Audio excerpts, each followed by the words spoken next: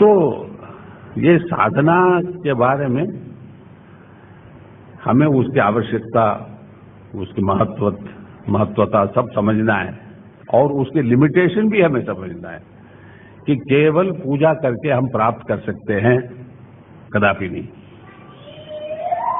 नहीं तो बड़े बड़े तपस्वी थे, उन लोग ने क्या किया, 20,000 साल तपस्या की विश्वामित्र ने, क्या पाया? और तात्कालिक गुरुओं के कितने चेले हैं जो 8-8 घंटे 10-10 घंटे नहीं बैठते, एक ही आसन में हिलते भी नहीं हैं, क्या पाते हैं?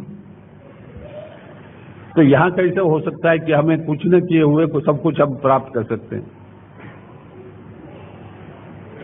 लोग को सोचना चाहिए कि हम पूजा में बैठ के, क्योंकि हम देखते हैं 3 वर्ग के हमारे अभ्यासी होते हैं।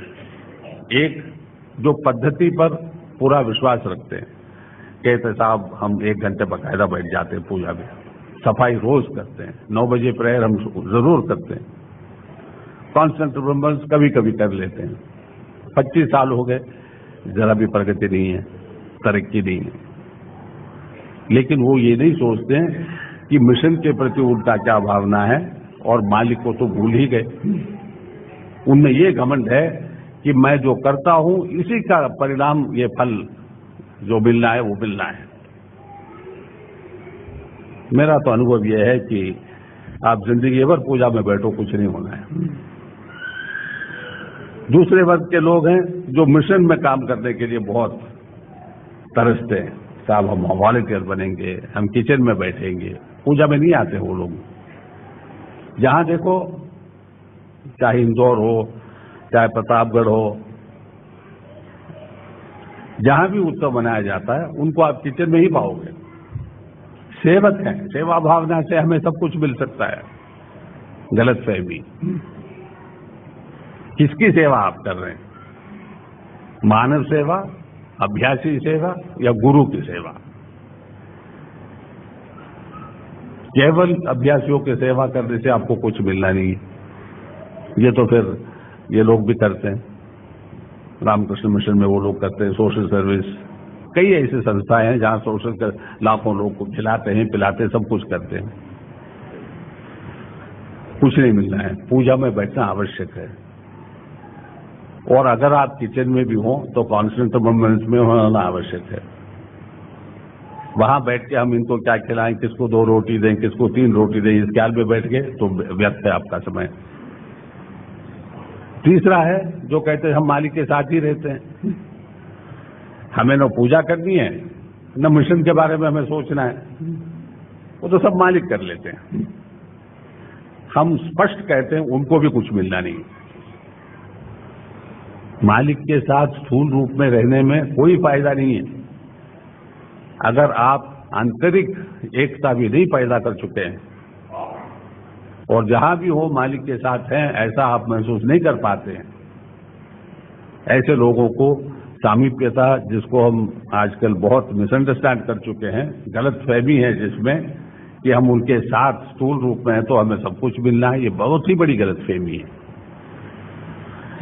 तो हमारी समझदारी में जहां तक हमने देखा है, मिशन, मास्टर, मेथड तीनों को अपनाना है। मालिक ने कहा तुम जाके वहां खड़े हो जाओ चौरास्ते पर, गए, साहब हम आपके साथ रहना चाहते हैं, ठीक है पड़े रहो। हमारा कुत्ता भी घर में पड़ा रहता है साथ। डिसोबीडियंस 1 माइनस हो गया मार्क।